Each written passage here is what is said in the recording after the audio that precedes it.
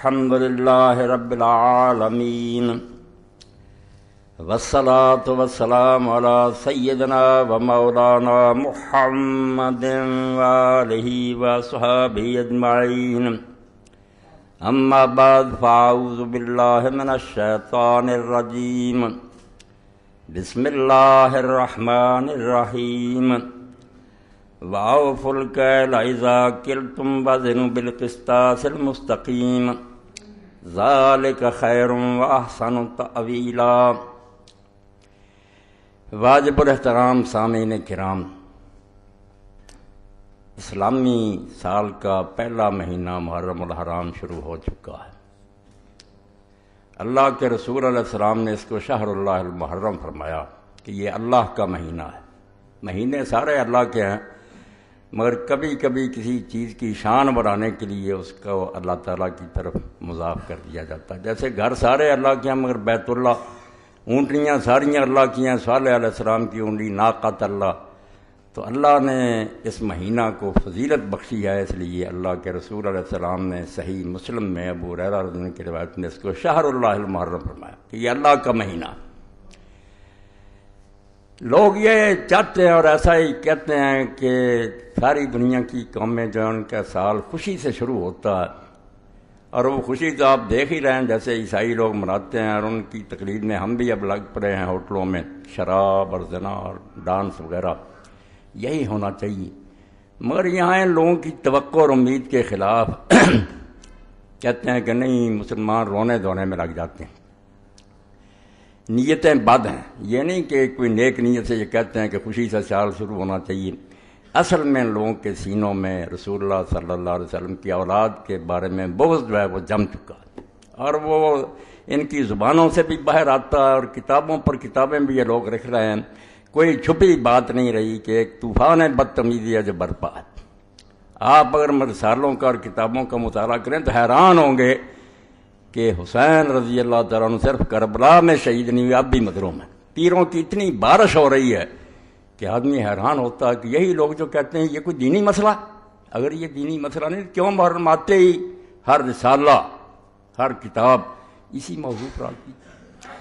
تو حقیقت یہ ہے کہ اس مہینے کا امام حسین رضی اللہ عنہ کی شہادت سے شروع ہونا، اور ذی الحج جو سال کا آخری مہینہ اس کا حضرت اسماعیل علیہ السلام کی قربانی پر ختم ہونا، یہ اپنی جگہ اللہ تعالیٰ کی حکمت کے مطابق بہت ہی مناسب کام ہے۔ جو لوگ دین کو نہیں سمجھتے وہ بے شک ہنستے رہیں، ناچتے رہیں، مگر اللہ نے قربانی پر سال ختم کیا اور قربانی سے آغاز کیا سال کا، تاکہ اہل اسلام کو پتہ لگے ہوشیار کے برہ دم تیغست قدمرا، کہ اے اللہ کے نیک بندو ہوشیار ہو جاؤ کہ تمہارے قدم جس راستے پر ہیں وہ تلوار ہے، تلوار پر چل رہے ہو۔ جانیں قربان کرنا، اپنی جان اللہ کے دین کے لیے بیچ دینا، یہ دین کا خلاصہ ہے۔ اس لیے ذی الحج بھی قربانی پر ختم ہوا، اور امام حسین رضی اللہ عنہ کا واقعہ بھی سال کے شروع میں پیش آیا، تاکہ لوگوں کو اس بات کا پتہ چلے نہ بینی کہ ہاں شاہ نکو نام بدستے سر بریدہ امید ہر نام۔ دیکھتے نہیں ہو کہ اللہ تعالیٰ ان کے ہاتھ پر پیالہ رکھتا ہے، ان کو جام محبت کا پلاتا ہے جن کے سر کٹے ہوتے ہیں۔ یہ سر کٹوں کا دین ہے، اس لیے جو ناچنا چاہتے ہیں، ڈانس کر رہے تھے، وہ عیسائی ہو جائیں، دوسرے مذہبوں میں چلے جائیں، یہاں تو رونا دھونا ہے، ایسا رونا دھونا جو بیکار نہیں ہے کہ صرف رو کر آرام سے بیٹھ جاؤ، نہیں، قربانیوں کو یاد رکھنا۔ اور اسی لیے یہ رسالہ علم و آگی جو آیا اس مہینہ کا، اس میں بھی مولانا ابوالکلام آزاد رحمۃ اللہ علیہ کا حوالہ دیا۔ بس میں ابتدا میں وہ بات آپ کی خدمت میں عرض کر دینا چاہتا ہوں۔ فرماتے ہیں حضرت حسین علیہ السلام کا واقعہ کوئی شخصی واقعہ نہیں ہے، کوئی نہ سمجھے نہ میرے خطبے سے کہ کوئی بات تھی جو میں سنا رہا ہوں، کوئی کسی ایک آدمی کا قصہ نہیں ہے کہ کوئی شخص تھا جو مارا گیا۔ اس کا تعلق صرف اسلام کی تاریخ ہی سے نہیں بلکہ اسلام کی اصلی حقیقت سے ہے، یعنی وہ حقیقت جس کا حضرت اسماعیل علیہ السلام کی ذات سے ظہور ہوا تھا، اور وہ بتدریج ترقی کرتی حضرت عیسیٰ علیہ السلام کی ذات کو پہنچ کر گم ہو گئی تھی، اس کو حضرت حسین رضی اللہ نے اپنی سرفروشی سے مکمل کر دیا۔ وہی بات جو علامہ اقبال رحمۃ اللہ نے فرمائی ہے، عجیب و سادہ و رنگی ہے داستان حرم، نہایت اس کی حسین ابتدا ہے اسماعیل۔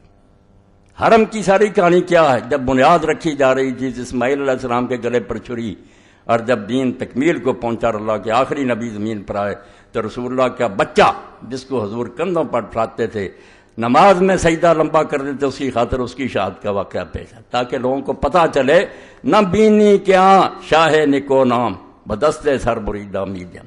اسلام پر چلنا چاہتے ہو نا تو یہ حجروں میں بیٹھ کر اور تسبیحیں گما کر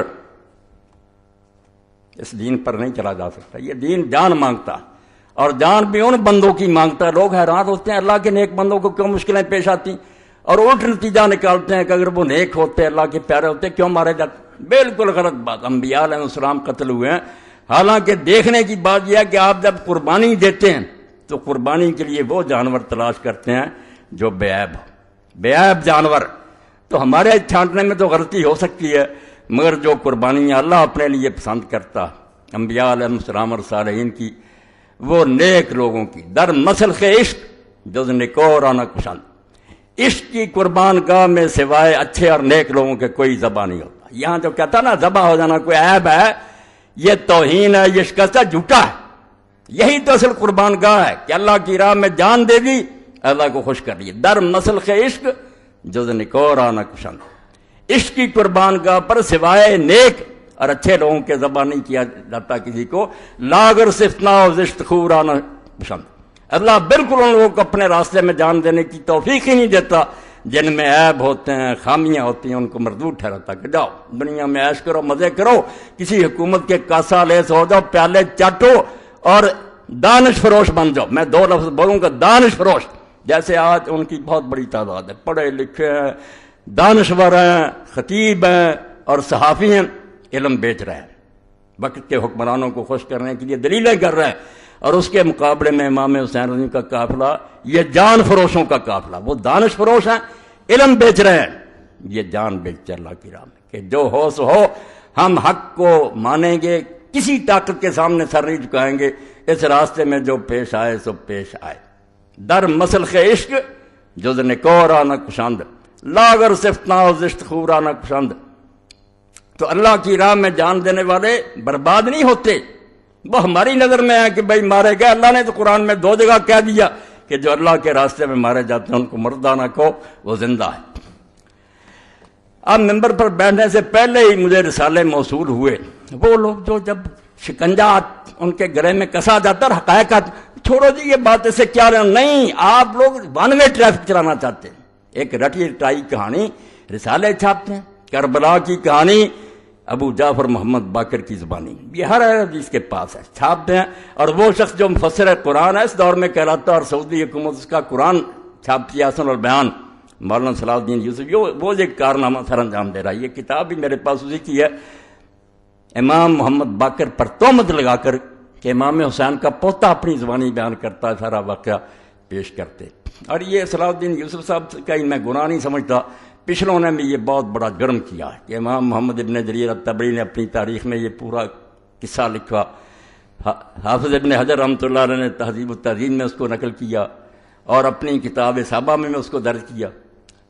اب ایک شخص کہتا ہے جب امام محمد باقر جو زین العابدین کے بیٹے، وہ سنا رہا ہے کہ حسین رضی اللہ عنہ کو بہت لوگوں نے روکا مگر وہ بعد نہیں آئے۔ راستے میں جب ان کو پتا چلا کہ مسلم ابن عقیل شہید کر دیے گئے ہیں تو انہوں نے لوٹنے کا ارادہ کیا۔ چچا زاد بھائیوں نے ضد کی کہ نہیں، ہم تو انتقام لے کے لوٹیں گے، اس لیے امام حسین بھی مجبور ہو گئے کہ تمہارے بغیر تو کوئی مزہ نہیں زندگی کا۔ ان کی ضد کی وجہ سے آگے چلنا پڑا، اور بعد میں جا کر وہاں منت سماجت کرتے رہے کہ 3 شرطیں مجھے یزید کے پاس بھیج دو، بھائی میں اس کے ہاتھ میں ہاتھ رکھ دیتا ہوں۔ یہ کہانی یہ لوگ لکھ لکھ کر اور امام محمد باقر کا نام لے کر شائع کرتے ہیں۔ اب ہر شخص کہتا ہے یار جب ان کی پوتے کہہ رہے ہیں تو حقیقت اس جہاد کی کچھ بھی نہیں، یہ کہہ دیں آپ نادانی اور بے وقوفی سے مارے گئے ہیں، ورنہ اس کا کوئی جہاد سے تعلق ہی نہیں، نہ یہ کوئی شہادت ہے۔ وہ تو جان بچانا چاہتے تھے، کہتے لے چلو مجھے، میں یزید کے ہاتھ میں ہاتھ رکھ دیں۔ یہ سب باتیں آپ پڑھتے بھی ہیں، سنتے بھی ہیں، اور تاریخ جو ہے زیادہ سے زیادہ مہربانی کرتی ہے کہ کوفہ کے کچھ لوگ سے بے ایمان اور بددیانت انہوں نے امام حسین رضی اللہ عنہ کو خط لکھے، امام ان کے ورق میں آ گئے، ان کے دھوکے میں آ گئے، بعد میں راز کھلا کہ یہ تو سب مکار اور فریبی ہیں، پھر آپ پچھتاتے رہے۔ نتیجہ کیا نکلا؟ کچھ بھی نہیں کہ امام حسین رضی اللہ عنہ انہوں نے نتیجہ یہ نکالا پوری کتاب میں، رسومات محرم الحرام اور سانح کربلا، کہ امام صرف فوت ہوئے ہیں ایک اپنی ناجائز غرور اور گھمنڈ کی وجہ سے کہ سمجھتے تھے میں رسول اللہ کا نواسا ہوں اس لیے بہتر ہوں، یہ نسلی غرور ان کو لے ڈوبا۔ میں یہ کتاب آپ کے سامنے پیش کر رہا ہوں، لے کر پڑھیں، اور یہ ہر مولوی کے پاس ہے، جتنے نا اہل حدیث علماء سب کے پاس یہی ہے، اسی کو رٹے طوطے کی طرح دہراتے رہتے ہیں، کسی کو توفیق نہیں کہ نکال کر دیکھے کہ یہ باتیں کچھ صحیح نہیں ہیں۔ تو امام حسین رضی اللہ عنہ جی کہتے تھے کہ مجھے لے چلو میں بیعت کر لیتا ہوں، مگر دوسری بات جو بیوقوفی کی وہ عبید اللہ بن زیاد نے کی کہ اس نے ضد کی کہ پہلے میرے ہاتھ پر بیعت کرو پھر دمشق لے کر جاؤں گا، تو امام نے خام خواہ ایک ناجائز بات کہی کہ نہیں تیرے ہاتھ گورنر پر بیعت نہیں کروں گا، وہاں میں کروں گا۔ صرف اتنی بات پر عبید اللہ کہنے لگا نہیں آئینی بات ہے، میں گورنر میرے ہاتھ پر، یعنی یہ امام حسین رضی اللہ عنہ کو ایک احمق ضدی اور مغرور آدمی ثابت کیا جو خام خواہ اپنی جان دے گیا، ورنہ کچھ حقیقت نہیں۔ اور اس میں صاف صاف لکھا کہ یزید کو بیعت کا مطالبہ کرنے کا کیوں حق نہیں تھا، کیونکہ جب سوائے دو آدمیوں کے عبداللہ بن زبیر اور امام حسین کے ساری سلطنت میں لوگوں نے اس کی بیعت کر لی تھی، وہ کیوں نہ بیعت مانگتا؟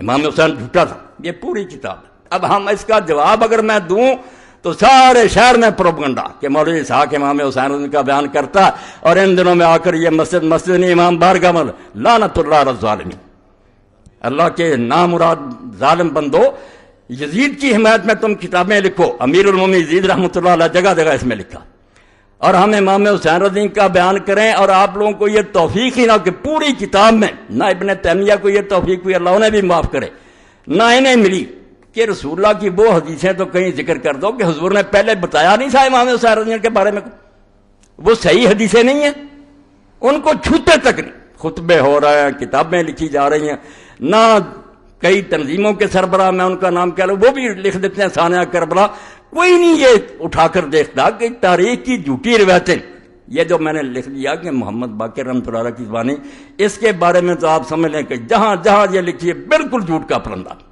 اس میں زکریا بن یحییٰ ضریر مجہول ہے، اور آگے چل کر جس نے یہ کہانی گڑھی ہے خالد بن عبداللہ الکسری، مکہ معظمہ میں بدقسمتی سے جو لوگ گورنر رہے ہیں ان پر پوری ایک کتاب ہے غایۃ المرام، اس میں اس کے حالات پڑھیں، اور امام ذہبی جو لکھتے ہیں کہ ناصبین شباب مکے کے ممبر پر چڑھ کر جو حضرت علی رضی اللہ عنہ کا علانیہ لعنت کرتا تھا وہی عبداللہ بن خالد کسری تھا، جس نے یہ کہانی گڑھی کہ امام حسین کے بارے میں یہ بات پھیلا دو کہ وہ تو واپس آنا چاہتے تھے، وہ تو یہ شرطیں پیش کرتے تھے، انہیں تو لوگ روکتے تھے۔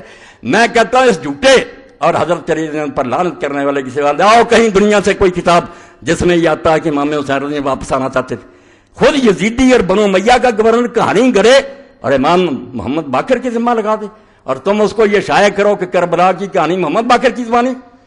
محمد باقر رحمۃ اللہ علیہ نے ان میں سے کوئی بات نہیں کہی، یہ سب جھوٹی باتیں، میں نے دو راوی جو ان کے نشان دے دیے، اصل سند جو ہے وہ تبری میں جہاں سے پتہ چلتا، باقی انہوں نے بلا سند کی نقل کر دی ہے نا کہ ایسا ایسا، شروع کہاں سے ہوتی ہے، کون بیان کرتا؟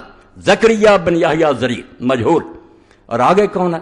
خالد بن عبداللہ الکسری، جس کو کہتے ہیں بغیض ناصبی، ایسا دشمن علی کہ مکہ کے ممبر پر حضرت علی رضی اللہ عنہ لعنت کرتا تھا، مگر ایسے لوگ پھر ان کو اللہ تعالیٰ معافی نہیں دیتا۔ آخر میں خود بنو امیہ نے اسے معذور کیا، اور جس برے طریقے سے اس کو پھر کوڑے لگائے اگر سزائیں ملی وہ تاریخ کا ایک حصہ، وہ پڑھنا چاہیے کہ ظالم کی گرفت کیسے ہوئی، پھر اس کی کہانی لئی پھر تو دشمن اہل بیت کی کہ امام محمد باقر نے یہ کہا۔ تو اللہ کے لیے توبہ کرو، حدیث کی کتابوں کی طرف رجوع کرو۔ حسین رضی اللہ تعالیٰ عنہ پاگل تھا، اور کسی ظالم نے آج تک نہیں کہا، اور یہ بات جو اس کو بیان نہیں کیا کہ کوفہ بلانے والے تھے کون؟ امام حسین رضی اللہ بچہ تھا جو لوگوں کے بلانے پر چلا گیا، جو اٹھتا کہ کوفہ والوں نے بلایا اور بعد میں انہوں نے پورا نہیں کیا، ظالموں شرم کرو۔ وہ بلانے والا وہ جو امیر معاویہ رضی اللہ اس کے پاسن بھی نہیں، حضرت سلیمان بن سرد رضی اللہ کو کہتے ہو کہ وہ جھوٹا تھا۔ 5 آدمی ہیں جنہوں نے پہلا خط لکھا، اور اپنے گھر میں جس نے دعوت دی لوگوں کو بلایا کہ اللہ نے ایک طاغوت سے ہماری جان چھڑائی اور ایک دوسرا ظالم مسلط ہو گیا، آؤ حسین کو کھڑا کرو اور اس کا ساتھ دو، ان ظالموں سے جان چھڑائی۔ وہ خط پڑھو اس کا صحابی کا، امیر معاویہ رضی اللہ کا پتہ لگے کہ وہ صحابی کیا سمجھتے تھے کہ ایک طاغیہ اور طاغوت مرا اور ایک اور مسلط ہو گیا ہماری گردنوں پر، حضرت سلیمان بن سرد خزائی۔ اور بعد میں اس نے کیسے نبھایا، اگر اور توفیق نہیں تو البدایہ والنہایہ امام ابن کثیر کی اٹھا کر دیکھ رہو، اس کی شہادت کا واقعہ پڑھو کہ کس طرح اس نے ان ظالموں سے بدلہ لینے کے لیے بعد میں پھر لوگوں کو جمع کیا کہ ہم وقتی طور پر ٹھیک ہے دب گئے۔ عبید اللہ بن زیاد نے دھوکے سے شہر پر قبضہ کر لیا، کرفیو نافذ کر دیا، ہمارے لیڈر گرفتار کر دیے، ہم مدد نہیں کر سکے امام حسین رضی اللہ کی، مگر یہ الزام ہم پر آ گیا کہ ہم نے بلایا تھا رمضان۔ بالکل صریح جھوٹ ہے، کوفہ والوں نے کوئی دھوکہ نہیں کیا، ان میں سے کوئی جھوٹا نہیں تھا، وہ سارے امام حسین کے رضی اللہ تعالیٰ عنہ کے والد کے فدائی تھے۔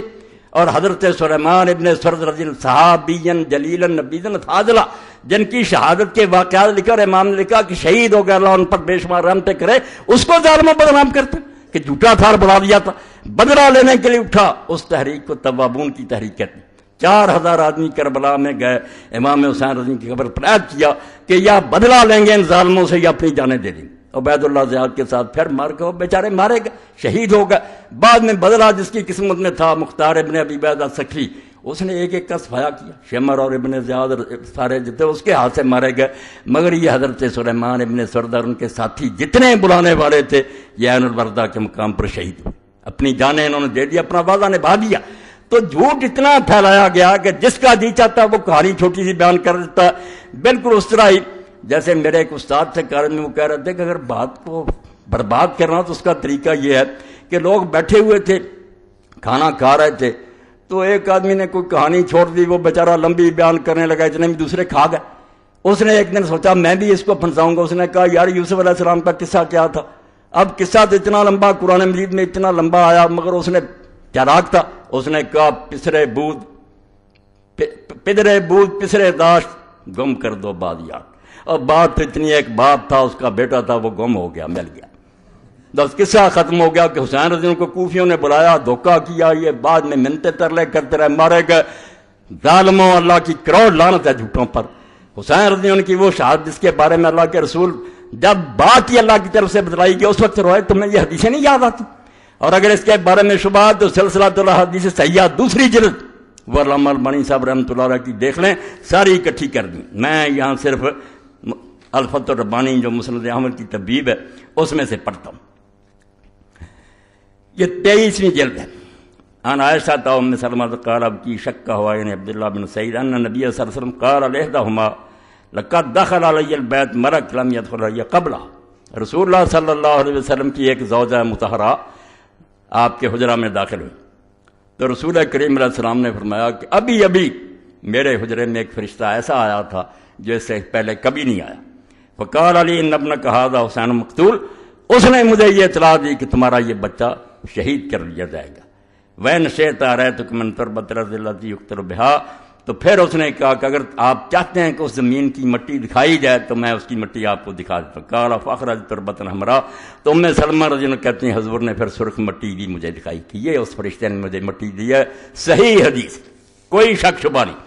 اور جس کی موت پر اللہ کا رسول جو اس کی روح اضطراب میں آئی، یہ بھی آگے حدیث آتی ہے عن ابن عباس قال رأیت النبی صلی اللہ علیہ وسلم فیما یری النائم بنصف النہار، اور میں حیران ہوں کہ اسی حدیث کو یہ شیخ القرآن اپنی کتاب تنقیح الروات جو لکھی ہے مشکات شریف اس میں بالکل صحیح قرار دے چکا کہ کوئی شک نہیں، واقعی صحیح حدیث سے ثابت ہے کہ رسول اللہ نے حضرت حسین کی شہادت کی خبر بھی دی تھی، اور یہ بھی ٹھیک ہے کہ حضور کو دیکھا گیا تھا آپ روتے تھے۔ یہ خود مانا ہے صلاح الدین یوسف تنقیح الروات 4 جلد، مگر کتاب میں ذکر نہیں کرتے۔ جب رسالے لکھتے ہیں، تقریریں کرتے ہیں، بس کوفیوں نے بلایا چلے گا۔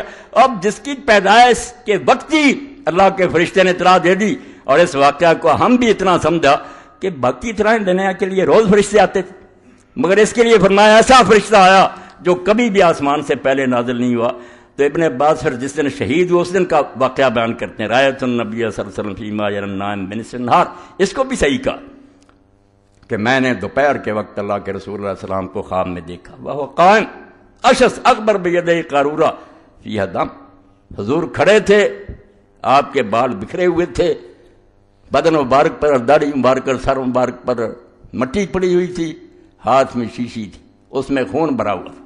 فقلت بأبی انت امی یا رسول اللہ ما ھذا، میں نے گھبرا کر کہا اللہ کے رسول یہ کیا معاملہ ہے، آپ کی کیا حالت بنی ہوئی ہے اور یہ خون کیسا ہے؟ قال ھذا دم الحسین واصحابہ، فرمایا یہ حسین اور اس کے ساتھیوں کا خون ہے، لم ازل التقط منذ اليوم، میں صبح سے اس کو اکٹھا کر رہا ہوں۔ فاحسینا ذلک اليوم، تو حضرت عبداللہ ابن عباس رضی اللہ عنہ فرماتے ہیں ہم نے وہ دن اور گھڑی یاد کر لی۔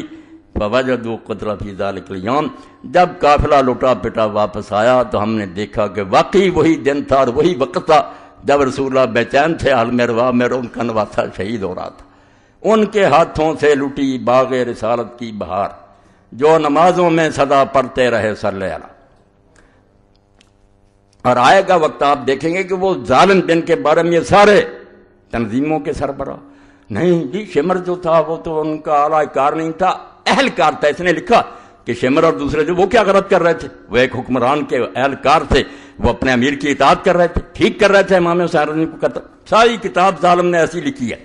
اور حال یہ علم کا میں اس لیے خطبہ اردو میں کرا رہا ہوں کہ یہ لاہور پہنچایا جائے، یہ صلاح الدین یوسف صاحب کو دیا جائے کہ آپ کے علم کا حال یہ ہے کہ 19 صفحہ پر آپ نے لکھا ہے یہ تعزیہ کی مذمت کرتے ہو، تعزیہ غلط ہے تو ٹھیک ہے غلط ہے، مگر حدیث دیتے ہیں، حدیث میں آتا ہے اوپر لکھ رہا تعزیہ پرست حضرت حسین رضی اللہ عنہ کی مصنوعی قبر بناتے ہیں اور اس کی زیارت کو ثواب سمجھتے ہیں، حالانکہ حدیث میں آتا ہے، یہ یاد کر لو حدیث میں آتا ہے، میں پڑھوں گا حدیث۔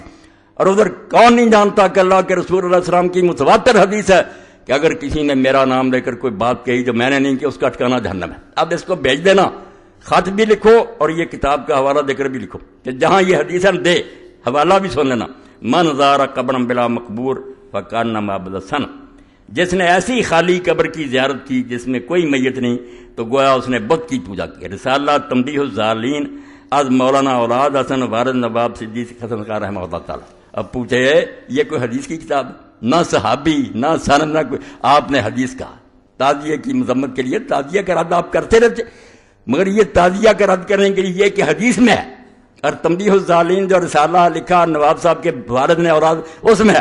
بھائی نواب صاحب کے والد نے کوئی لکھا، کون صحابی بیان کرتا، کہاں ہے کس کتاب میں؟ آپ موضوعات کی کتابیں میں چھان جائے جو منکرد حدیثوں پر، ان میں بھی نہیں ہے یہ بات۔ تو ایک شیخ القرآن جس کی تفسیر سعودی حکومت تقسیم کرتی حاجیوں میں، اس کا حال یہ کہ حدیث لکھتا ہے سرے سے اس کا نام و نشان ہی نہیں، بالکل نہیں۔ آپ یہ ضرور پہنچائیں۔ آگے جا کر پھر چلتے ہیں، ابن تیمیہ بھی یہی غلطی کر گئے، ابن کثیر نے بھی کی، اور یہ بھی کرتے ہیں۔ ہر سال میں کہتا ہوں نہ جامعہ سلفیہ میں سے کسی کو عقل آتی ہے کہ وہ سوچے کہ بخاری شریف کے بارے میں جو کہتے ہو کہ اس میں یہ حدیث آتی، صحیح بخاری میں عبداللہ بن عمر رضی اللہ عنہ سے مروی ہے کہ حضرت صلی اللہ علیہ وسلم نے فرمایا جو فوج سب سے پہلے قسطنطینیہ کا غزوہ کرے گی وہ مغفور یعنی بخشی بخشائی۔ اس حدیث پر تو انشاءاللہ بات ہوگی، مگر عبداللہ بن عمر رضی اللہ عنہ سے دنیا کی کسی کتاب میں کوئی نکال کر دکھا دینا، یہ ان سارے شیخوں کے سامنے یہ رسالے چھپتے ہیں، اوپر لکھا ہوتا ہے ایڈیٹوریل اسٹاف میں کہ ہم سارے شیخ اس رسالوں کے دیکھتے ہیں۔ بھئی آپ نے نکال کر دیکھا ابن تیمیہ سے غلطی ہو گئی، واقعہ تو ام حرام رضی اللہ تعالیٰ کا، ایک عورت ہے اس کی راوی صرف حضرت ام حرام بن ملحان رضی اللہ بنت ملحان رضی اللہ، اور کسی سے نہیں، دنیا جہان میں جتنی کتابیں نا کسی دوسرے صحابی نے اس کو روایت نہیں کیا، ام حرام بنت ملحان، مگر یہ صاف لکھا ہے صحیح بخاری میں، اور ساتھ حوالہ بھی ہے صحیح البخاری الجہاد وسیر باب ما قیل فی قتال الروم۔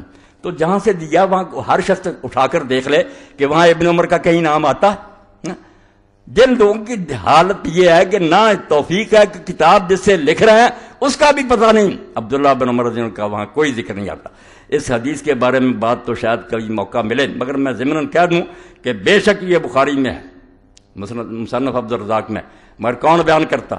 شروع سے لے کر سارے شامی ہیں، کوئی مکے کا، مدینے کا، عراق کا، دنیا کے کسی مسلمان ملک میں کسی کو خبر نہیں ہے کہ حضور نے یہ اطلاع دی تھی، صرف شامی بیان کرتے ہیں۔ جہاں دارالحکومت تھا معاویہ رضی اللہ عنہ کا، بعد میں یزید اور ان کی ساری اولاد، کلہم شامیون، پہلے سے لے کر آخری راوی تک سب شامی، اور شامی بھی کیسا؟ سور بن یزید الکلائی، جو مدینے میں امام مالک صاحب نے کہا کوئی اس کے پاس نہ بیٹھے، نہ اس کی روایت لکھے، بیماری کیا تھی؟ وہ بھی ناسبی تھا، جیسے وہ خالد بن عبداللہ کا بنایا نا مکے کا گورنر کہ علی کو گالیاں دے، اس کا بھی یہی کام تھا کہ حضرت علی کو کہتا تھا میں اس کو پسند کر سکتا ہوں جس نے میرے دادے کو قتل کیا تھا، میرا دادا جنگے سے۔ بھائی ایسے دشمنان اہل بیت کی حدیثیں لیے پھرتے ہو، جب اصول یہ ہے سارے جانتے ہیں کہ کوئی آدمی اگر ایسی حدیث روایت کرے کہ اس آدمی کا تعلق کسی خاص گروہ سے ہو اور اس کے علاوہ اس کی کوئی تائید نہ کرے، یہ ساری امت کا مسلمہ اصول اور عقل کی بات ہے، وہ بات نہیں لی جاتی۔ وہ تو اس گروہ کا آدمی، اس نے تو کہنا کوئی غیر جانب بیان کرے، اسی لیے علماء نے یہ اصول بیان کر دیا کہ اگر کوئی شیعہ ایسی حدیث حضرت علی رضی اللہ عنہ کی شان میں یا اہل بیت کی شان میں بیان کرے جو دوسرے کسی مسلمان نے بیان نہ کی ہو، تو بے شک وہ سچا اور دیانتدار، ہم نہیں اس کی بات مانیں گے۔ شبہ ہے کیونکہ اس کا یہ عقیدہ اور مسلک ہے، اس کی حمایت میں گڑھ لی ہوگی۔ بات قدرے دل کو لگتی ہے کہ واقعی محتاط رہنا چاہیے، مگر یہاں آ کر سارے اصول ختم۔ سور بن یزید الکلائی کا نکال لیں ترجمہ، اگر یہ علی سے دشمنی رکھنے والا نہیں تھا میرے ذمہ لگائیں۔ اس کی حدیث معتبر ہوتی ہے، جو علم حدیث ہے اس کے مطابق کوئی گروہ جس کا خاص عقیدہ وہ اپنے مسلک کی حمایت میں، بھائی ناصبی نے تو کہنا ہی تھا کہ معاویہ جنتی اور یزید بخشا ہوا، کوئی اور کہتا ہے کسی کتاب میں دوسرے کوئی روایت ہے، یہ ضمناً بات آ گئی۔ تو خیر صحیح بخاری میں عبداللہ بن عمر، دوسری غلطی کہ عبداللہ بن عمر سے صحیح بخاری میں جہاں ہے نا، بلکہ اور کسی کتاب میں بھی تو نکال دیں، کسی جگہ عبداللہ بن عمر رضی اللہ کی یہ روایت نہیں ہے۔ یہ روایت جہاں بھی ہے حضرت ام حرام بنت ملحان رضی اللہ تعالیٰ عنہ سے روایت ہے۔ تو اس نے بھی خلاصہ یہی نکالا ہے کہ یزید بالکل امیر المومنین تھا، ساری امت نے تسلیم کر لیا تھا۔ کیسے تسلیم کیا تھا یہ بیان کرنا ہے، جس سے میں نے کہا اور علامہ ابو الکلام آزاد نے کہا یہ کہانی ہی نہیں دین کی حقیقت ہے۔ اور میں ڈنکے کی چوٹ کہتا ہوں کہ جو لوگ اسلامی خلافت کے مدعی اگر وہ حسین کو نہیں سمجھے ان کی تحریکیں بے برکت ہیں، اور کبھی دنیا میں وہ اسلامی خلافت نہیں قائم کر سکتے۔ اسلامی خلافت برباد کرنے والوں کی حمایت کرتے ہو، اور جو اس کو قائم کرنے کے لیے اٹھا اس کو باغی اور مجرم کہتے ہو، پھر کس خلافت کی بات کرتے ہو؟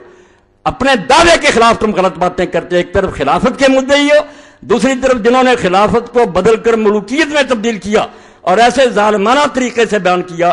میں یہ حقائق اس لیے لکھوانا چاہتا ہوں، میں نے اس بارے میں جو پڑھا دکھ تو یہ ہے کہ میں اس کو لکھوا نہیں سکا، آپ اس پر کتاب نہیں لکھ سکا، ورنہ اس پر ایک مبسوط کتاب ہزاروں صفحوں میں لکھنی چاہیے۔ یہ کوئی واقعہ، یہ اسلام کا ایک روشنی کا منار ہے، اگر یہ ڈھہ گیا اور حکومتیں چاہتی ہیں کہ اس کو گرا دیا جائے، یہ تو پیغام ویسے ہی دے دیتے نا کہ امام حسین رضی کی قربانی، ورنہ ظالم مسلمان حاکموں کے لیے حسین ایٹم بم ہے۔ اگر وہ روح امت میں پیدا ہو جائے کہ برے کے سامنے سر نہیں جھکانا چاہیے، طاقت کوئی چیز نہیں ہے، حق کا ساتھ دینا چاہیے۔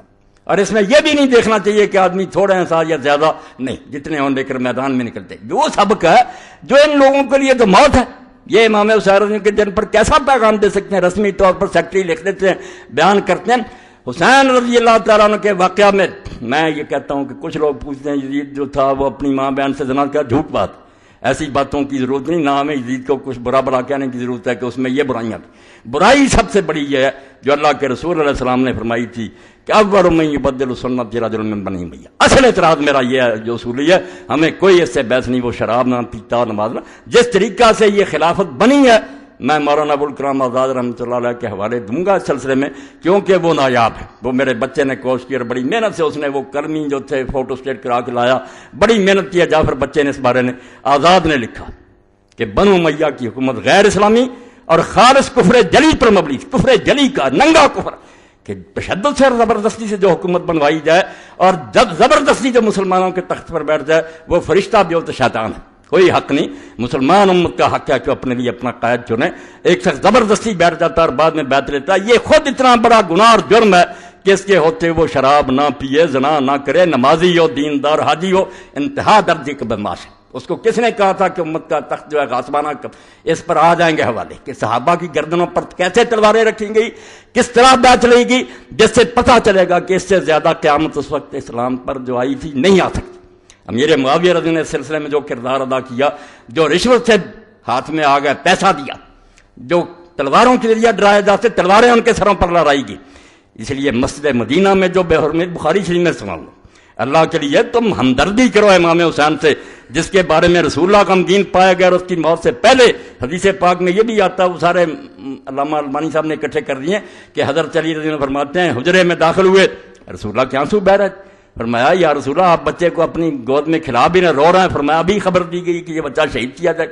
آپ نے کبھی نام نہیں لیا، ان حدیثوں کا حوالہ نہیں دیا، اتنا بغض اور کینہ ہے کہ تاریخی جھوٹ۔ اور میں نے جو آیت پڑھی شروع میں کہ جب تولو تو پورا تولو اور صحیح ترازو کے ساتھ تولو، بعض لوگوں کو سمجھ نہیں آئی وہ کون پر، میں نے اس لیے پڑھی کہ اسی شیخ القرآن نے خلاف تو ملوکیت کی شرعی حیثیت لکھی، مولانا مودودی صاحب کی کتاب پر تبصرہ کیا اور اس میں یہ بات کہی کہ ہم مانتے ہیں کہ صحابہ کرام سے بڑے بڑے جرم ہوئے، اس نے دوسروں والا راستہ نہیں اختیار کیا، سیدھا کان پکڑا کہ غلط کام ہوئے، ان کو بیان کرنا بھی جائز ہے، جب قرآن و حدیث میں بیان ہوا کیوں نہ بیان کیا جائے، مودودی سچا، مگر بیان جو ہونا چاہیے وہ صحیح حدیثوں سے ہونا چاہیے، صحیح روایتوں سے ہونا چاہیے۔ بس یہاں آ کر اس نے نا بات ختم کی اور بات ٹھیک ہے، کہتا جرم بھی ہوئے ہیں، بیان کرنا بھی گناہ نہیں ہے، کوئی توہین نہیں ہے، حقیقت بیان ہونی چاہیے، مگر روایت جو ہے پوری احتیاط سے لینی چاہیے۔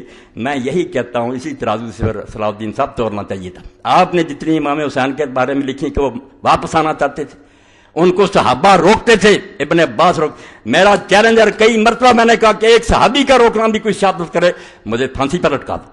تم بنو امیہ کی گڑی ہوئی روایتیں کہ امام حسین کے جہاد کو برباد کر دیا جائے، وہ خالد بن عبداللہ کسری جو علی پر لعنت کرتا تھا ممبر مکہ پر، اس کی روایتیں بیان کر رہے، کہاں گیا وہ معیار؟ جو بات تم نے کہی تھی 100% ٹھیک۔ اور میں یہی کہتا ہوں کہ اگر مودودی صاحب کی کتاب میں کچھ چیزیں نہیں ماننی چاہیے، مگر میں نے جو اس پر حاشیہ چڑھایا صلاح الدین یوسف صاحب کی کتاب پر، ایک ایک لفظ پر صحیح حدیثوں کے دے دیے میں نے صفحے کہ کس بات کا انکار کرتے، کون سی بات مودودی نے اپنی طرف سے کہی ہے؟ اگر تاریخی حوالے نہیں صحیح، ٹھیک ہے، انہوں نے لکھی تاریخ کی مدد سے، آؤ میں حدیث سے ثابت کرتا ہوں۔ یہی علی پر ممبروں پر لعنت کرنا، امیر معاویہ رضی اللہ عنہ کا برنا، صحیح حدیثوں سے پیش کرتا ہوں۔ وہ اگر حاشیے چھپ گئے تو اس بارے میں اتمام حجت ہو جائے گا، کوئی آدمی نہیں بول سکتا، زبانوں پر مور لگ جائے گی۔ ایک ایک لفظ کی میں نے خبر لی ہے کہ کیا لکھ رہا تھا۔ ایک طرف معیار بناتا ہے کہ صحیح روایت سے کام لینا، پھر ساری جھوٹی روایت میں اپنے حق میں جتنی جھوٹی جاتی ہیں وہی تبڑی، وہی ابن اسیر پھر معتبر ہو جاتے ہیں۔ اور ان سارے جھوٹوں کا حال یہ ہے کہ جن کتابوں کو کہتے رہتے ہیں جھوٹ کا پرندہ، جب الو سیدھا ہوتا کہ امام حسین واپس آنا چاہتے تھے شرطیں، پھر وہی کتابیں معتبر ہو جاتی۔ میں ایسا نہیں کرتا، میں کہتا ہوں وازن بالقسطاس المستقیم، ایک صحیح ترازو لو، اس سے تو لو، آپ پہ خلاف جائے یا آپ پہ حق میں جائے، بات وہ کہو جس کی سند مضبوط ہے۔ اس لیے میں آپ سب حضرات سے یہ کہتا ہوں کہ اللہ کے لیے حسین رضی کے واقعہ کو کوئی قصہ نہ سمجھے، جی جیسے کہا نا ابن مولانا ابوالکلام آزاد نے کہ یہ اسلام کی حقیقت ہے، اسلام سمجھنا چاہتے ہو کہ ہے کیا؟ صرف حسین، رمز قرآن حسینہ موختم زیاد سے و شعرا فروختم۔ اقبال کہتے ہیں قرآن کی تفسیر تو ہمیں سمجھ ہی حسین سے آئی، جب حسین کو سمجھا تو پتا چلا کہ مسلمان طاغوتوں کے سامنے سر جھکانے کے لیے پیدا نہیں ہوا کہ ظالم تختوں پر بیٹھ جائیں، ہم صرف سر جھکاتے رہیں۔ اور اس پر بھی میں پڑھوں گا کہ جب سے یہ نظریہ ایجاد کیا اہل سنت نے اور اہل حدیث نے کہ متسلط اور متغلب جو تخت پر بیٹھ جائے، بس نظریہ ضرورت کے تحت اس کو تسلیم کرو، میں اللہ کو حاضر ناظر کر کے کہتا ہوں کہ سارے دین کی بربادی اس لیے ہوئی کہ جس چیز سے یہ ڈرے تھے نا کہ اگر مقابلے میں اٹھے تو خون ریزیاں ہوں گی، اس سے زیادہ برائیاں آئیں، خون دینے سے تو بچ گئے، یہ ڈانے بچاری چوہوں کی طرح بلوں میں گھس گئے، مگر حرام دادے سے زیادہ حرام دادا آگے آتا گیا اور امت آج تک بھگت رہی ہے۔ اگر یہ سمجھتے کہ نہیں جیسے میری زمین پر کوئی قبضہ کر لے وہ غاصب ہے، جہاں تک ممکن ہو میرے لیے اس اپنا قطعہ چھڑانا فرض ہے۔ یہ حکومت جو ہے یہ جمہور کی ملک، کتنے کہتے ہیں جمہوریت کفر ہے؟ جمہوریت کفر یہودیوں اور عیسائیوں والی ہے کہ 50 سے زیادہ آدمی ہو جائے کہ شراب حلال ہے، ہمارے ایسا نہیں، جو اللہ نے حلال و حرام کر دیا وہی ہے، مگر اس کی تنفیذ کے لیے، اس کو چلانے کے لیے جو آئے گی ایجنسی، جو لوگ آئیں گے وہ کیسے آئیں گے؟ تلوار سے لوگ تخت پر بیٹھیں گے، دوسروں کو مار کر جو تخت پر قبضہ کرے وہ طریقہ ہوگا، یا باپ کے بعد بیٹا بیٹھتا جائے گا چاہے نالائق ہی؟ اور اس کے تماشے بھی لوگوں نے پہلی صدی میں دیکھے۔ حسین رضی اللہ تو شہید ہوگا، مگر یہ رسم بد امیر معاویہ رضی اللہ نے شروع کر دی سنتاً سریہ، اس کا انجام کیا ہوا؟ پھر حضرت عبداللہ ابن زبیر رضی اللہ کی بیعت ساری دنیا نے کر لی، ساری دنیا نے یزید کے بعد ان کی بیعت کر لی، صرف شام کا علاقہ رہ گیا۔ وہاں سے بھی مروان نے تہیہ کیا کہ چلو یار مدینہ چلیں اور ابن زبیر کی بیعت کر لیں، وہ صحابی ہیں، صحابی کے بیٹے ہیں، حضور کی پھوپھی کے اولاد ہیں، جھگڑے ختم کریں۔ یہی عبید اللہ ابن زیاد حرامی یہ ملا، اور یزید کا ماموں ملا حسان بن مالک بن بدر، اس نے کہا کیا کر رہا ہے؟ آج تک علی سے جنگیں لڑتے رہے، اس کی رات کے آپ ان کے ساتھ جا کر صلح کرتے ہو؟ پھر دیا، مروان نے اپنی بیعت لے لی، اور بیعت کے بعد جا کر پھر جنگ لڑی حضرت ضحاک بن قیس صحابی کے ساتھ، وہ ابن زبیر کے حامی تھے، مرج راحت کوئی ایک کربلا، وہاں وہ حضرت قیس بن ضحاک مارے گئے، مروان غالب آ گیا، پھر اس نے مصر بھی چھین لیا، آہستہ آہستہ بعد میں ان کا بیٹا جو تھا عبد الملک بن مروان وہ ظالم، اس نے مکے کا محاصرہ کیا، عبداللہ ابن زبیر شہید کر دیے گیا، درختوں پر ان کی لاش لٹکی رہی، یہ صحیح مسلم میں پڑھ لیں آپ، ظالموں نے کیا حشر کیا۔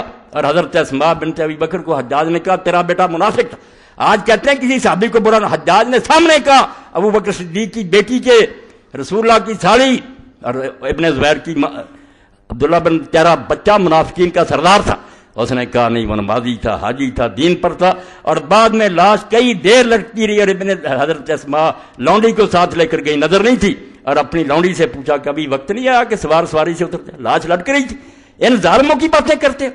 تو مروان نے جب یہ سارا دھندا چلایا، اور جس نے مشورہ دیا تھا یزید کا ماموں حسان بن مالک بن بہادر الکلبی، یعنی مسلمانوں کی حکومت کیسے تماشا بنی؟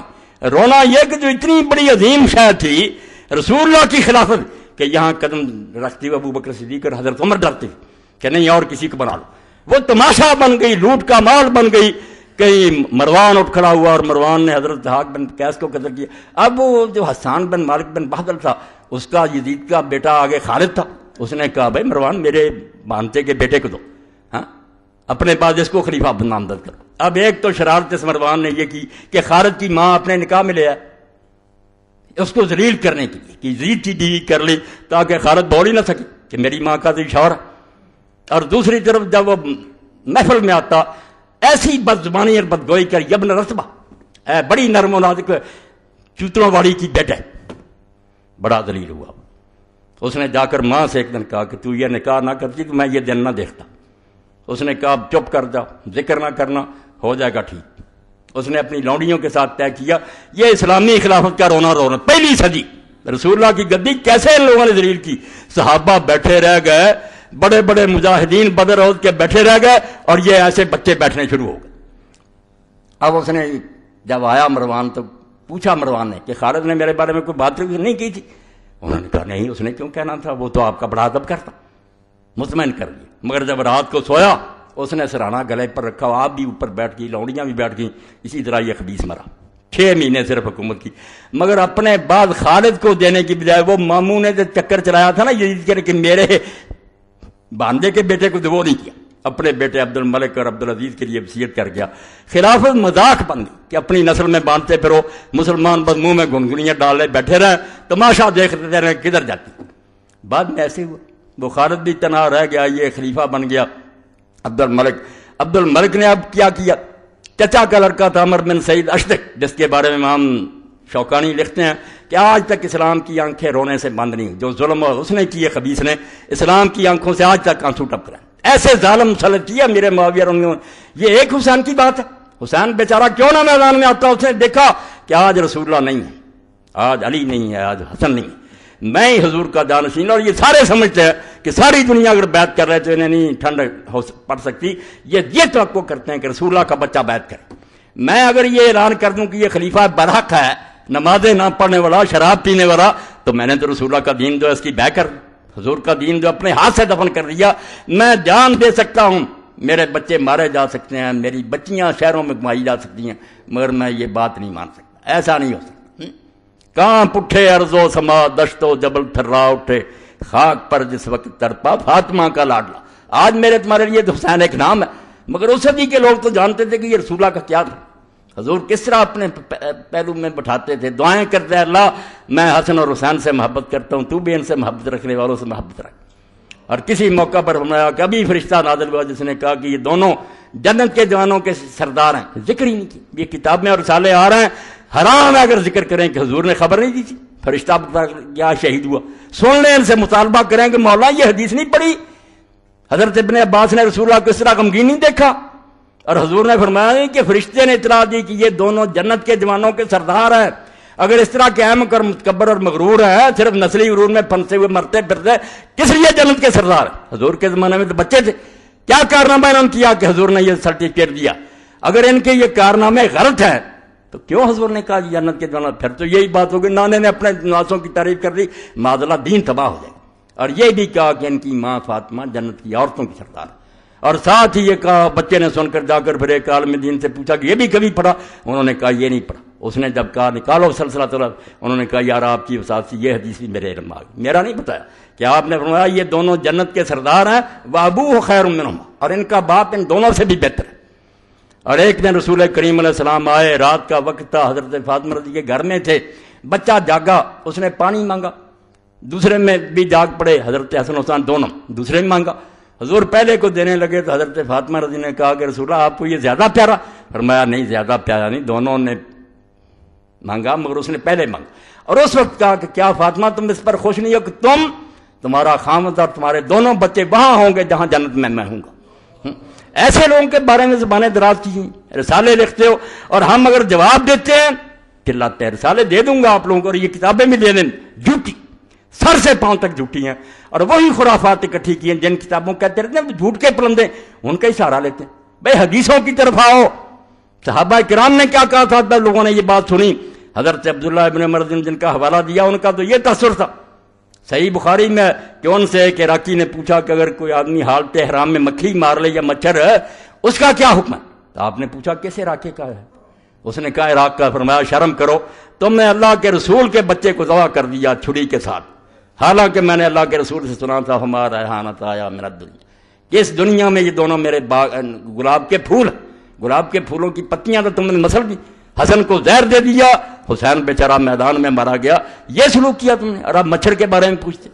یہ ذکر ہی نہیں کرتے کہ اللہ کے رسول نے حسین رضی اللہ کا مرتبہ کیا بیان کیا، اور اس کی توضیح بیان کرو کہ کیا جہاد انہوں نے کیا جس کی وجہ سے آپ نے جنت کے جوانوں کے سردار کہا.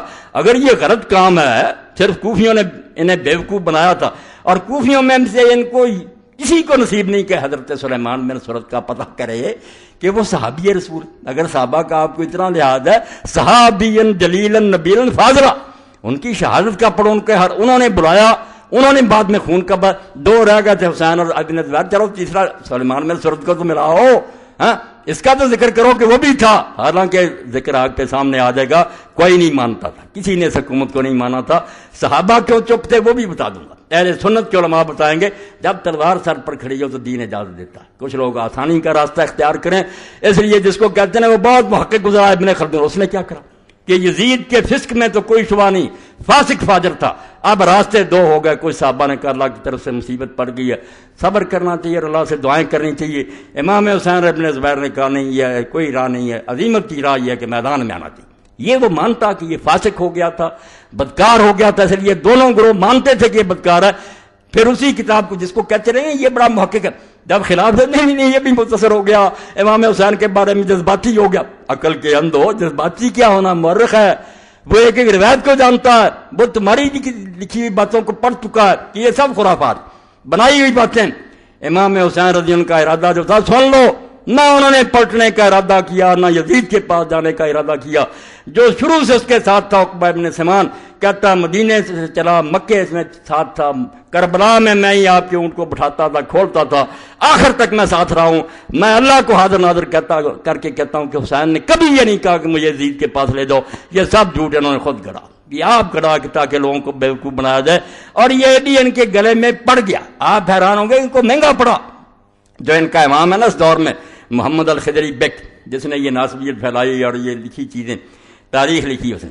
اب اس نے سوچا کہ اگر یہ مان لیں کہ امام حسین رضی اللہ مان گئے تھے کہ مجھے یزید کے پاس لے چلو، تو پھر تو یار لے جانا چاہیے تھا. قصہ مک گیا. خوش ہوتے ابن زیاد جا کے پیش کرتا کہ میں لایا ہوں، بڑا انعام ملتا. پھر اس نے کیوں نہیں مانا اور کیوں آپ کو قتل کیا؟ اس کو کھٹ گئی بات. اور یہی مولانا عتیق الرحمان اسمبلی، مولانا کہہ رہا مولانا محمد منظور نعمانی صاحب کے بچے، انہوں نے بھی واقعہ کربلا، پریشانی انہیں بھی آئی کہ یار سمجھ میں نہیں آتی کہ جب آپ نے کہہ دیا تھا، ہم بھی کہتے ہیں یہ ٹھیک ہے کہ بات، تو پھر ابن زیاد کیوں نہیں مانا؟ تو پھر یہ اسمبلی نے تو اس طرح جان چھڑائی کہ اللہ کی طرف سے تقدیر ہی ایسی، تقدیر کہنا چاہیے اور کوئی بات نہیں، ورنہ قصہ ختم ہو گیا.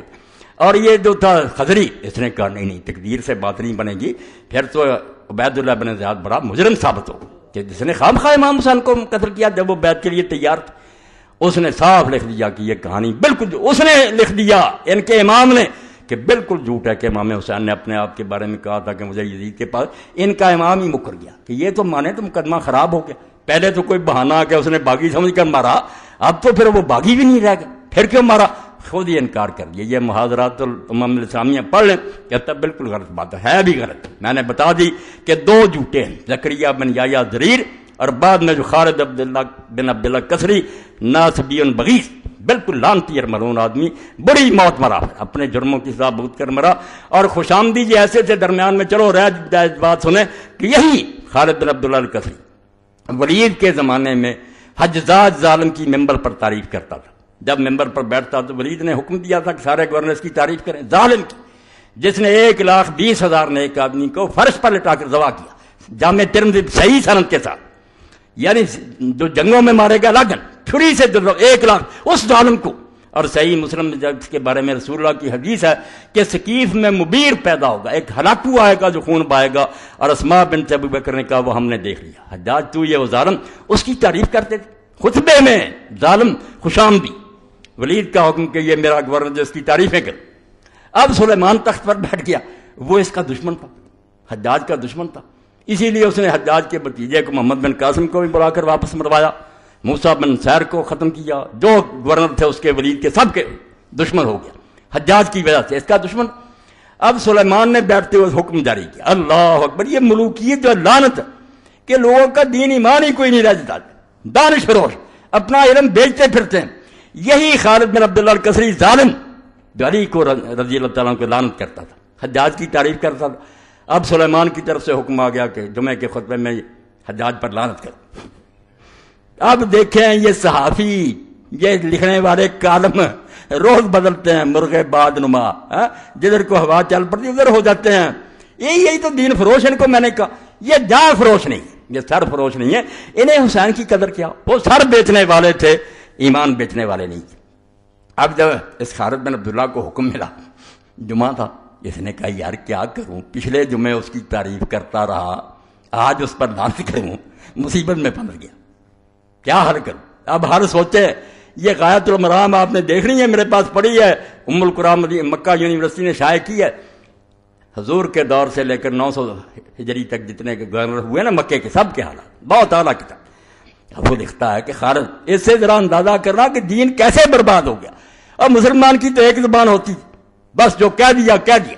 مگر یہ کہنے لگا کل تک میں اس کو اچھا کہتا رہا ہوں، اس کی تعریف کرتا رہا، اب خلیفہ کی طرف سے مذمت کا حکم ہو گیا، بیٹھا اور بڑی بے شرمی کے ساتھ اللہ کی حمد و ثنا کے بعد اس نے کہا یار ابلیس ملائکہ میں تھا، فرشتوں کا سردار ہو گیا، فرشتے اس کی نیکیوں کی وجہ سے سمجھتے رہے بہت اچھا ہے، مگر بعد میں اللہ تعالیٰ کو پتا تھا کہ یہ اندر سے خراب ہے، اس نے ایک آزمائش کی، اس آزمائش میں فیل ہو گیا تو اس پر لعنت ہوگی۔ اسی طرح ہم حجاج کی ظاہری نیکیاں دیکھ کر کے وہ اچھے کام کرتا تھا، اس کو اچھا سمجھتے رہے، مگر وہ ابلیس کی طرح نکلا رہا۔ ہمارے امیر المومنین کو اللہ نے سلیمان بن عبد الملک کو وہ بات بتا دی جو ہمیں نہیں معلوم، اس کو اس کے اندر کا پتہ چل گیا اور اس کی طرف سے حکم آیا، اس لیے لعنت اللہ علیہ۔ کمال ہو گئی یار، اسلام کے ساتھ ٹھٹھا مزہ، یہ ایک آدھا نمونہ ہے، ورنہ جو انہوں نے مچڑی مچائی نا، جو اسلام کا ٹھٹھا کیا کہ عبد الملک جو تھا اس کا چچا کا لڑکا عمر ابن سعید اشتک ظالم، اب وہ بھی حکومت کے لیے اٹھ کھڑا ہوا کہ میں بھی اسی خاندان، چاچے تائے کی اولاد جیسے جائیداد مانتے ہیں مجھے خلاف، نہ کوئی صحابی نہ ولی نہ کوئی امام، وہ بیچارے سارے مغلوب، تماشا دیکھتے ہیں، تخت روز بدلتا رہتا، بلکہ اس نے چڑھائی کر دی۔ اب عبد الملک نے دیکھا کہ مصیبت میں پھنس گیا، اس نے اس کو کہا کہ تو میرے چچا کا لڑکا، یار محل میں آ جا، میں خدا ضامن دیتا ہوں کوئی تجھے کچھ نہیں، امان دے دی، آ گیا۔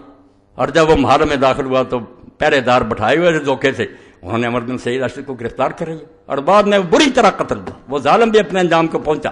مگر اس سے خلیفہ کا اندازہ کریں کہ عبد الملک وعدہ کرتا کہ میں اللہ کی پناہ دیتا ہوں اور پھر جاتا، اور اسی لیے ایک بدو آیا پھر، یہ قیامت اسلام پر جو حسین رضی کے سامنے آ رہی تھی۔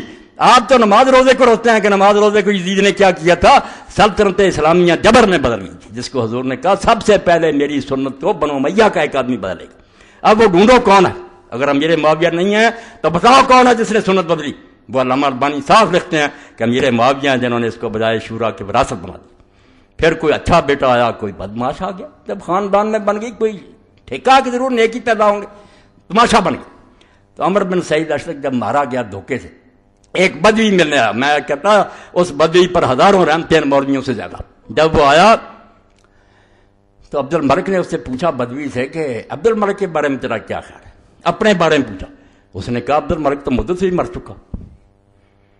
اس نے کہا میں تیرے سامنے بیٹھا ہوں، میں کیسے مر چکا؟ اس نے کہا نہیں، عبد الملک اس دن ہی مر گیا تھا جس طرح اس نے عمر بن سعید کا امان دے کر اس کی خلاف ورزی کی تھی نا، اپنی قسم کے خلاف اس کو قتل کرا دیا، اس دن سے مر گیا۔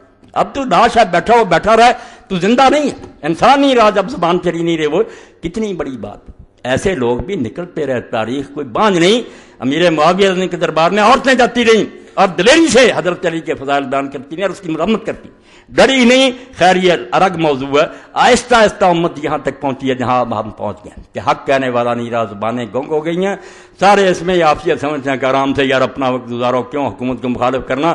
یہ وہ لعنت ہے جو امیر معاویہ رضی اللہ عنہ سے شروع ہوئی، یزید نے اس کو مضبوط کیا، اور باب الثنایا سلطان، بس اس کا حوالہ دے کر ختم کروں گا، بات لمبی، صحیح بخاری میں نکال لینا شرح، کہ لوگ جاتے تھے صحابہ کی اولاد اور تابعین، چھوٹے موٹے نہیں، یزید کے سامنے جاتے تھے، اور بعد میں آ کر ابن عمر سے انہوں نے کہا ہم جانتے ہیں کہ وہ غلط باتیں کرتا، ظلم کے فیصلے کرتا، مگر ہم اس کی تعریفیں کرتے ہیں اس کے منہ پر. تو ابن عمر رضی اللہ عنہ نے فرمایا یہی وہ منافقت ہے جس کو حضور نے اپنے دور میں کہا دو زبانیں منافقت، مگر منافقت پیدا کر دی، تلوار کے زور سے پیدا کر دی. علماء بیچارے کیا کرتے؟ اب ہمیں بلایا جاتا، کوئی افسر بیٹھا ہوتا، ہم مولوی اور علماء بھی بس دوسری زبان استعمال کرتے، جان چھڑاتے. یہ منافقت اور امت کو بغیرت بنانا اس کا آغاز یزید کے دور سے ہوا، اور صحیح حدیثوں میں اس کے تذکرے ہیں. اس لیے جن میں غیرت تھی وہ اٹھ کھڑے ہوئے کہ بجائے زندہ رہنے کے مرنا بہتر ہے. اور میری بات کا انجام اس پر ہے کہ حسین رضی اللہ عنہ کا جو علم لہراتا تھا، جو جھنڈا آپ کے پاس تھا، جو اس پر لکھا ہوا تھا میرے بھائی اور براؤ بہنوں، وہی بس امام کا مشن اور وہی دین کا نچوڑ ہے. وَإِنْ كَانَتِ الْأَبْدَانُ لِلْمَوْتِ أُنْشِئَتْ فَقَتْلُ امْرٍ فِي اللَّهِ أَوْلَىٰ وَأَفْضَلُ. جب یہ جسم بنے ہی اس لیے ہیں کہ ایک دن انہوں نے مرنا ہے، تو کیوں نہ پھر آدمی اللہ کی راہ میں مرے، یہ اس کا مرنا افضل اور بہتر ہوگا. وَإِنْ كَانَتِ الْأَبْدَانُ لِلْمَوْتِ أُنْشِئَتْ. اس لیے حسین کو سمجھنا تو اس جھنڈے کو دیکھو، اور اگر تم بزدل ہو، چوہے ہو اور بلوں میں گھسے ہوئے ہو، تو اللہ کے لیے حسین کو نیچے گرانے کی کوشش نہ کرو کہ وہ بے وقوف تھا، لوگوں کے کہنے میں آ گیا. نہیں، وہ دانا تھا، وہ کوفہ میں رہا تھا، وہ ایک آدمی کو جانتا تھا کہ یہ کیسے آدمی ہے. وہ اس کے باپ کے صحابی تھے، ان کے بارے میں اس کو کوئی شبہ نہیں تھا، اور نہ انہوں نے کسی نے دھوکہ کیا. یہ تاریخ کی کتابیں جو کورسز میں لگائے ان کو آگ لگا دو، جو کوفہ والوں کو بدنام کرتے ہیں. وہ خالص اور مخلص تھے، اور انہوں نے بعد میں بدلہ لینے کے لیے اپنی جانیں دی. تم بکواس کرتے ہو، تمہارے گورنر نے اور تمہاری فوج نے آ کر ان کو بے بس کر دیا، بعضوں کے ہاتھ پاؤں کاٹ دیے، بعضوں کو لٹکا دیا. جب لوگوں نے دیکھا کہ عبید اللہ بن زیاد خبیث نے آتے ہی حضرت مسلم ابن عقیل کو دھوکے سے پکڑا، مکان میں تھے، وہاں بھی قسم دی، وہاں قسم دی گئی کہ ہم آپ کو امان دیتے ہیں، آپ چلیں، کچھ نہیں کہا جائے. مگر سامنے لایا گیا تو اس نے امان دینے والے سے کہا کون ہو تم امان دینے والے، اور بری طرح پھر آپ کو شہید کیا. اور آپ کا ساتھی جو تھا اس کو بھی دونوں کو چھت پر لے گئے، ہانی بن عروہ کو مسلم میں وہ درود شریف پڑھتے تھے، اللہ اکبر استغفار ذکر کرتے تھے. دونوں کی گردنیں ماری گئیں، لاشیں جسم پر زمین پر گری، اور ان لاشوں کو پھر رسے ڈال کر بازاروں میں گھسیٹا گیا. اور سارے ان کے جو تھے امام حسین کے آنے سے پہلے یزید کو روانہ کر لیے. اور ظالموں، یہاں تمہارا کوئی عالم مارا گیا، تم نے کوئی نہیں دیکھا کہ ضیاء الحق نے کوئی حکم جاری کیا تھا کہ علامہ صاحب کو مارو. کسی کے پاس کوئی ثبوت نہیں ہے کہ نواز شریف نے کوئی حکم جاری، مگر تم آج تک روتے ہو. ان کا دور تھا، انہوں نے کیا، وہ تو سارا پتا. اس کے باپ کے زمانے سے یارے ہوئے کہ نہیں اس کی بیعت کریں گے. بیوقوف تھا، تخت پر بیٹھا ہوا، جانتا تھا کہ ابن زبیر اور امام حسین نے میرے باپ کو جواب دے دیا تھا کہ نہیں مانیں گے. اس لیے کوئی چھپی بات تھی. ان کا ایک ایک دن کا پروگرام جو تھا وہاں جاتا تھا. سر گئے ہانی بن عروہ کر مسلم نے کہا کہ آئندہ ظلم نہ کرنا. اس لیے خدا کے لیے اس واقعہ کو جس سے مومنوں میں حریت اور غیرت پیدا، اس کو ختم نہ کرو. اگر ہم کچھ نہیں کر سکتے، آپ سب گواہ، میں اللہ کو حاضر ناظر کر کے کہتا ہوں پتہ نہیں زندگی ہے، میں اللہ کی قسم دنیا اسلام میں جتنے حکمران ہیں ان سے برات کا اعلان کرتا ہوں. میں ان کو اپنے حاکم نہیں مانتا، ان کو میں جو شریعت کو اپنے ملک میں نافذ نہیں کرتے، میرے یہ حکمران نہیں ہیں. میرے دل میں جو آگ لگی ہے وہی یہی ہے کہ اللہ کسی دن اس زمین پر تیرا اور تیرے رسول کا جھنڈا لہرانا چاہیے، تیرا نظام جاری ہونا چاہیے. وہ ایک چپا پر زمین پر جو جاری کرے گا وہ میرا امیر ہوگا، وہ میرا امام ہوگا، وہ میرا خلیفہ ہوگا. یہ حکمران ہیں، متغلب ہیں، مسلط ہیں، زبردستی بیٹھے رہے. ہم ان کا کچھ بگاڑ نہیں سکتے، بے بس اور مجبور ہیں.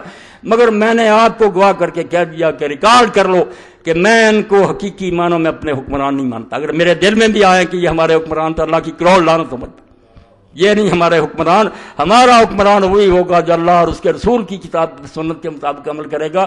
اور یہ امام حسین کی تحریر سے میں پڑھوں گا کہ انہوں نے جو خط لکھا، تم کہتے پتہ ہی نہیں چلتا امام حسین کا کیا مقصد. یہ یوسف لکھتا ہے.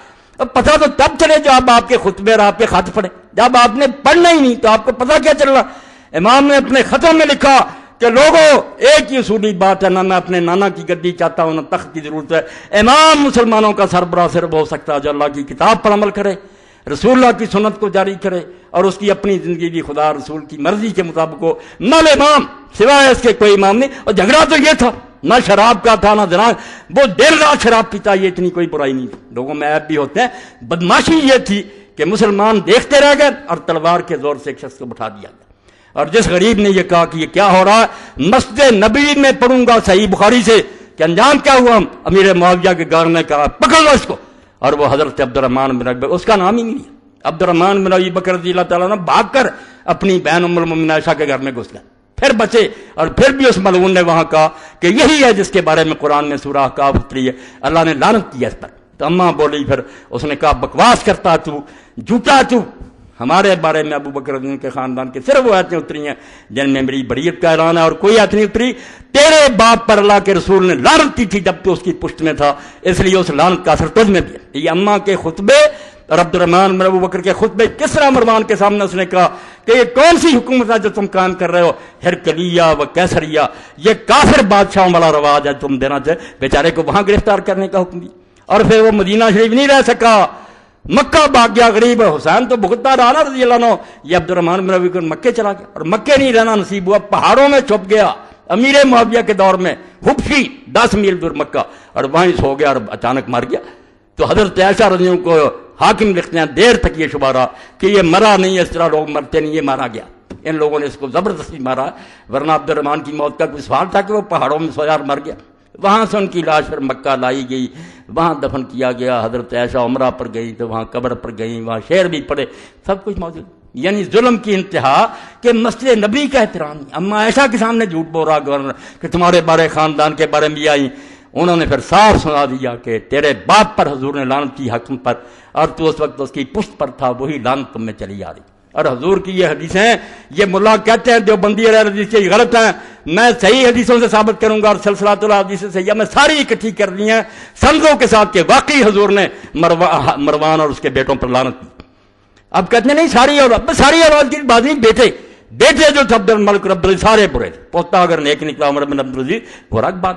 آپ حدیثوں کی طرف اللہ کے لیے آئیں، یہ کہانیاں جو چھاپتے ہیں نا رسالے، چھوڑ دیں کہ ہر ملا اور مولوی کھڑا ہو جاتا نہیں حسین کو کوفیوں نے بلایا چلا گیا، پھر منت سماجت کرتا رہا، جان چھڑاتا رہا، لعنت ہے جھوٹ بولنے والا پر۔ نہیں، جو اٹھا تھا وہ ایک ہی بات، عزم اونچوں کو ہسارا استوار۔ حسین جب اٹھ کھڑا ہوا تھا نا سوچ سمجھ کر، 20 سال امیر معاویہ کے دیکھ کر، اور اس وقت ہی اپنے ساتھیوں کو بتا دیا تھا کہ میرا ایک دن جو اس کی حکومت میں گزر رہا ہے، مجھے کوئی سمجھ نہیں آتی کہ میں خدا کے سامنے کیا عذر پیش کروں گا۔ جہاد تو اب بھی فرض ہو چکا، مگر میرے بھائی نے چونکہ وعدہ کر لیا تھا میں نبھاؤں گا، اگر بعد میں انہوں نے بدماشی کی تو اٹھ کھڑا ہو۔ پہلے سے تیار تھے، اس لیے جب اٹھے ہیں نا، آپ ہمالیہ کی مثال دیتے ہیں کہ بڑا پہاڑ ہے، اقبال کہتا ہے عزم اونچوں کو ہسارا استوار، حسین کو پہچانو تو صحیح، اس کا عزم اور حوصلہ پہاڑوں کی طرح مضبوط تھا۔ پہاڑ ہل سکتے ہیں، وہ نہیں ہل سکتے۔ ہلنا ہوتا تو گھر سے کیوں چلتا؟ پتا نہیں تھا بچے اور عورتیں ان کے ساتھ کیا ہوگا، میرے ساتھ کیا ہوگا؟ نہیں، پائیدار و تند سیر و کارگار، ہمیشہ سے قائم اور دائم۔ اور ایک بات جو درمیان میں رہ گئی، صرف آخر میں بیان کر دوں کہ اللہ نے دنیا میں امام حسین اور حسن کا نام پوشیدہ رکھا۔ یہ میں مدینہ شریف چلایا، معجم ما یخص اہل بیت النبی، حوالوں کے ساتھ اللہ کے بندے نے سعودی عالم نے لکھی ہے، بہت عمدہ بات، کشنوں کے حوالے سے لکھی۔ میں نے امام جعفر صادق رحمۃ اللہ علیہ سے پڑھا تھا، مگر میں اس کو نہیں پیش کر، میں نے اس کو پڑھا کہ سارے نام دنیا میں رکھے جاتے رہے مگر حسن اور حسین نہیں رکھا گیا۔ اللہ نے بچا کر رکھا اس کو کہ یہ محمد آئیں گے صلی اللہ علیہ وسلم تو ان کے نواسوں کا نام، اور یہ بات کوئی معمولی نہیں، ساری دنیا میں لوگ پیدا ہوتے رہے، یحییٰ نام کا کوئی نہیں آیا۔ جب فرشتوں نے بشارت دی زکریا علیہ السلام کو تو کیا کہا تھا اس وقت؟ وَلَمْ نَجْعَل لَهُ مِن قَبْلُ سَمِيًّا، ہم نے اس نام کا کوئی آدمی اس سے پہلے نہیں پیدا۔ یعنی یحییٰ کو یہ فضیلت اللہ نے دی کہ یحییٰ اسی کو ہم نے نام دیا اور کسی کو نہیں۔ یہی بات اللہ کی قسم دنیا میں یہ پڑھیں، حوالہ دت قال المفضل حجب اللہ هذین اسمین ان یسمى بعطا سمى بین نبی صلی اللہ علیہ وسلم ابن علیہ السلام۔ فضل کہتے ہیں التصحیح والتحریف سے بلاشا 6 جلد 11 کا حوالہ دیا کہ یہ 2 نام اللہ نے مخلوق کو روک، ان کے ذہن میں نہیں آنے دیے کہ وہ اپنے بچوں کے نام رکھیں، حتیٰ کہ یہ نام اللہ کے رسول علیہ السلام نے اپنے بچوں کے رکھے، اپنے بچے۔ حضور ہمیشہ کہتے تھے کہ حسن اور حسین میرے بیٹے ہیں، یہ نہیں مانتے تو جو جی چاہے کہتے ہیں۔ یہ جس کے بیٹوں کو ماننا چاہتے ہیں نا، رسول اللہ کے ممبر پر بیٹھ کر ان کی تعریفیں کریں، میں تو رسول اللہ کے نانا آپ کے ممبر پر بیٹھ کر ان کے نواسوں کی بات کروں گا، میں ان کے دشمنوں کی کیوں بات کروں؟ ان کے دشمنوں کا ممبر کوئی ہے وہاں چلے جائیں، رسول اللہ کے ممبر پر بیٹھ کر حسین کی توہین نہ کریں۔ حتیٰ کہ انہوں نے اپنے بچوں کا نام حسن اور حسین رکھا، علیہ السلام لکھا۔ اب یہ سارے چیخ اٹھنے ہو، حسین علیہ السلام کہتے ہیں بھائی بخاری شریف سے نکال دوں، وہاں فاطمہ علیہ السلام لکھا متن میں، حسن علیہ السلام سے آئے میرے پاس، چھوٹے سے بچے ابراہیم کے لیے علیہ السلام لکھا جو فوت ہو گیا تھا، رسول اللہ کی بچی ام کلثوم کے لیے علیہ السلام لکھا۔ تم کون سا دین لیے پھرتے ہو؟ امام بخاری سے زیادہ دانا، نیر العطار شوکانی کی پڑھو، سبل السلام پڑھو علامہ سنانی کی، علی علیہ السلام، حسن علیہ السلام. کیوں ظالموں تم ناراض ہوتے ہو؟ یہ رسول اللہ کے خاندان کی عزت ہے. اما حسن و حسین الموجود فی انصاب الطیف فالاول بسکون الثانی سین والثانی میں فتلا و کسر سین. وہ کہتے ہیں بنو طے جو حاتم طائی کا قبیلہ وہاں مل جاتے ہیں حسن حسین. حوالہ دیا لغت نویس نے کہ وہ حسن ہے، سین پر جزم ہے حسن. یہ حسن ہے پر بھی زبر، سین پر، یہ حسن ہے رسول اللہ کا بچہ، وہ حسن سین پر جزم. اور دوسرا نام جو وہاں پایا جاتا ہے حسین، زیر ہے نیچے اور آگے یہ ہے، یہاں ہے حسین. اس لیے حسن ہے پر زبر، سین پر زبر، اور حسین یہ نہیں کسی کے نام رکھے، یہ اللہ کے رسول کے بچوں کے رکھے گئے. اور جب ہم صحیح بخاری میں پڑھتے ہیں، کیا کروں وقت ہی نہیں ملتا، اللہ کا رسول جب اپنے بچوں کو دم کرتا تھا حسن اور حسین کو، تو کیا کہتا تھا اس وقت، کن کی مثال دیتا تھا؟ فرماتا تھا اللہ کا رسول علیہ الصلوۃ والسلام کہ یہی وہ دم ہے جو میرا باپ ابراہیم اپنے بیٹے اسماعیل اور اسحاق پر کرتا تھا.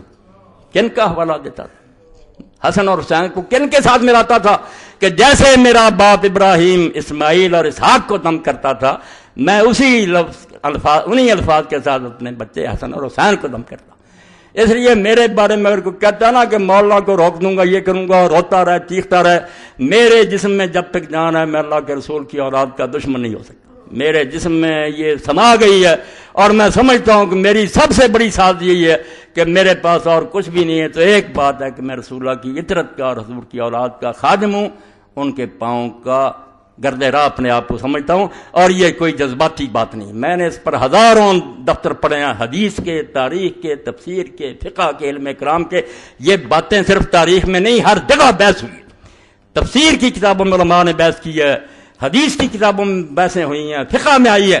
اس لیے ان دفاتر کو تم دریا برد کرنا چاہتے ہو اور ممبر رسول پر بیٹھ کر جھوٹ بولتے اور رسالے لے کر چاہتے ہو کہ اس آسمان جیسی روشن بات درمیان امتاں کہواں جناب ہم تو حرف قل هو اللہ در کتاب. کہتا حسین کو سمجھنا ہے تو جیسے قرآن مجید میں سورہ اخلاص ہے نا سب سے اعلیٰ، اس طرح امت میں اس وقت ان سے بہتر کوئی نہیں تھا. وہ کہواں جناب آسمان کا بلند ستارہ تھا، تم پاؤں کے نیچے دار رونا چاہتے. جاؤ رونتے رہو، تمہارا حشر اللہ تعالیٰ یزید اور شمر اور ابن زیاد کے ساتھ کرے، اور اللہ تعالیٰ قیامت کے دن مجھے اپنے رسول اور اس کی اولاد کے قدموں میں جگہ دے دے، میں ان کا ایک ادنا غلام اور کتا بن لوں. میرے لیے بھائی یہی سعادت ہے، آپ جو پسند کرنا چاہتے کریں. وآخر دعوانا ان الحمد للہ رب العالمین وصلی اللہ تعالی علی خیر خلقہ محمد وآلہ واصحابہ اجمعین. الحمد للہ وسلام علی عبادہ الذین اصطفیٰ. اعلان: خلافت راشدہ منٹگمری بازار کانفرنس 12 فروری بروز اتوار بعد نماز عشاء خلافت راشدہ کانفرنس منعقد ہو رہی ہے، جس میں جید علماء کرام تشریف لا رہے ہیں. شرکت کی پرزور اپیل ہے. منٹگمری بازار فیصلہ آباد 12 فروری بروز اتوار بعد نماز عشاء. تحریک اسلامی کا اجتماع پرسوں بروز اتوار مورخہ 13/2/5 وقت 9 بجے شروع ہوگا. احباب شرکت فرمائیں. ماہ فروری کا حفظ مسجد کے گیٹ پر حاصل کر رہے ہیں. قاری شفیع اللہ صاحب سے رسالہ لے لیں. موجودہ اسلامی مہینوں کے نام کب اور کس نے رکھے تھے؟ اسلامی مہینوں کی ترتیب یعنی پہلا اسلامی مہینہ محرم الحرام کس دور میں کس نے تجویز؟ برائے مہربانی سوالوں کے جواب دے کر مشکور لمبا ہو جائے گا. خلاصہ یہ ہے کہ 17 ہجری میں 17 ہجری حضرت عمر رضی اللہ عنہ نے اس بارے میں مشورہ کیا کہ یہ خط جو آتے ہیں اور حساب کتاب صوبوں سے آتا ہے، اس میں لکھا ہوتا ہے شعبان میں یہ کرو، رمضان میں کرو، مگر کوئی پتہ نہیں چلتا کہ پچھلے رمضان کی بات ہے آگے کی. اس لیے مسلمانوں کو بھی چاہیے کہ اپنا کوئی سان مقرر کریں. تو اس وقت پھر حضرت علی رضی اللہ عنہ اور دوسرے صحابہ کے مشورہ سے یہ سان ہجری مقرر ہوا.